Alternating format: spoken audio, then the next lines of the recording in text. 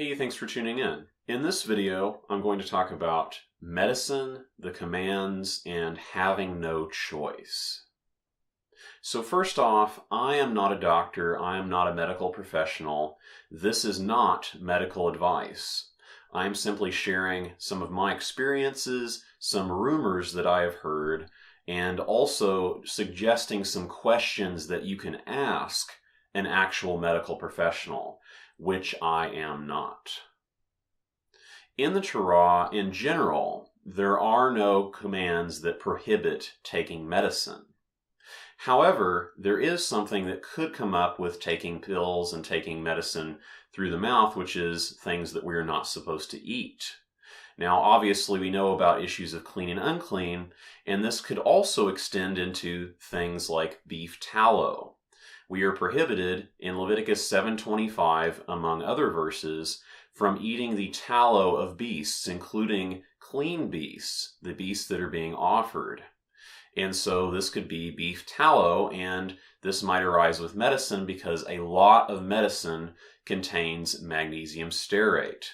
And while magnesium stearate is sometimes derived from vegetable source, a lot of times it is derived from beef tallow. So there are medicines, there are pills that contain beef tallow. So obviously this could be an issue if we are trying to follow the command of Leviticus 7:25, Leviticus 3:17, and so forth. And in response to this, we have the potential to get into a particular mindset, this mindset of having no choice. We can feel like we're under pressure to violate a command, and we can think, well, yeah, I might be about to violate a command, but what can I do? I have no choice. Now, whenever this idea of having no choice comes up, I suggest that as much as possible we try to take a step back and think, okay, I'm probably not thinking entirely straight. My thinking is probably getting narrowed. I'm probably not considering all possibilities. Because the fact is that whenever we say we have no choice, usually there is a choice, even if those other options are less than ideal. Now, usually the situation is that all of the options are less than ideal, but for some reason we are narrowing our thinking to exclude certain options. But usually what really is the case is that there are possibilities that we just haven't thought of yet. And there are possibilities that we may just not be aware of. And as we will get into, this is one reason I suggest having an open-minded doctor that is able to help you with this and that is willing to answer your questions and work on your behalf. So with that, I wanted to share a personal experience of mine. This is just a personal experience and some of my personal choices. It's not any kind of medical advice. So over the past summer, I experienced heat exhaustion at one point. It was not due to dehydration. It was actually because of lack of electrolytes. And I ended up in the emergency room for a few hours. They hooked me up to IVs and so forth. And at the end of the stay, they told me, okay, take this. And I didn't know what it was. I didn't know what was in it. I ended up saying that I wasn't going to take it. And so the doctor prescribed me to take these pills, to take these potassium supplement pills that I was supposed to get from the pharmacy. And they told me at the end of it, they said, you have to take these or you will probably die. And so obviously that has the potential to put someone into this no choice mindset. But I already knew that there were other options, and I realized that they were trying to give me potassium supplements, and I was already aware that I didn't have to take that exact thing that they were trying to give me, and I was able to determine what the dosage was that I was supposed to take, and I was actually able to go down to the store that night and get some that were kosher certified that I was willing to take.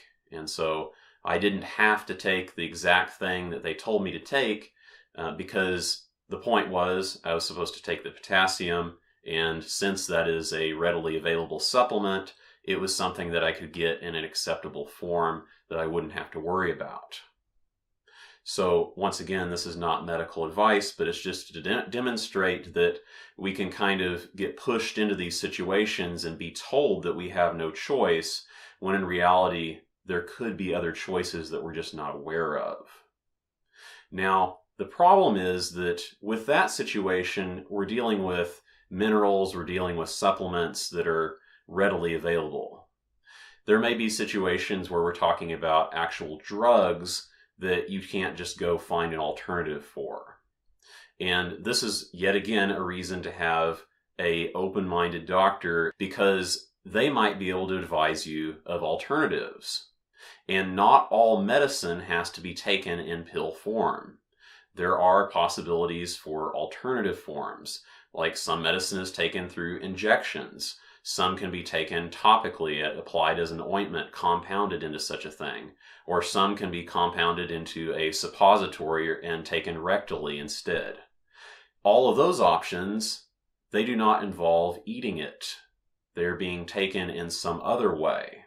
And so there would not be this same issue with the commands about eating things, because if we're taking it through injection, or if we're taking it topically, or if we're taking it through the form of a suppository or something like that, then we're not actually eating it. And you might be able to find out that this medicine that you're being told to take in pill form, that there are other ways to take it. It's just not normally done that way, because most people want to take pills. So if you are in such a situation, I suggest that you talk to your doctor about these alternatives. Express your concerns, express what you are trying to avoid and what you're trying to accomplish.